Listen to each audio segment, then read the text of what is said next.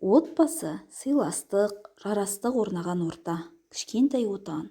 Отан отбасынан басталады дегендей, отанды сүю отбасынан басталатыны рас. Себебі отбасы бала тәрбиесінің ең алғашқы ұжымы. Адамның жеке басының қалыптасуы отбасынан басталады. Оның ер жетіп өсуі, бойындағы алғашқы адамгершілік белгілер отбасында қалыптасады. Сондықтан да туған үйдің жылуы оның көкірегінде көп жылдар бойы сақталып, мәңгі есінде жүреді. Отбасы табиғат сыйлаған кереметтердің бірі. Жеке адамның бойындағы ар-ұятын, ақыл-ойын, адамгершілігін, мәдениеттілігін тәрбиелеуде отбасы алғашқы қадам. Отбасы өте қажетті, басқа да еш нәрсемен өзгертуге болмайтын баспалдақ. Ұлдарым, әрқашанда естеріңе сақтап жүріңдер.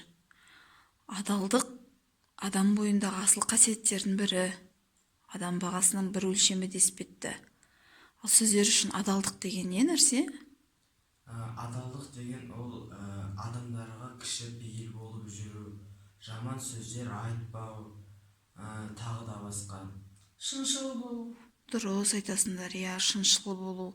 Адалдық деген сөзді ашып айтатын болсақ, шыншылдық, айнымастық, шын берілгендік сияқты қасиеттерді еске салады.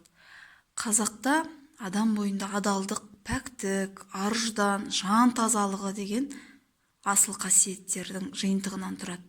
Шәкәрім Құдайбердіұлын білесіздер, әдебиеттен. Ол кісі қажылыққа барып келген кісі. Сол кісі айтып өткен екен: мақтан үшін мал жима, жан үшін жи. Ғибадат пен адалдық ар үшін жи деп, бақыттың өзі адалдыққа негізделетінін айтып кеткен.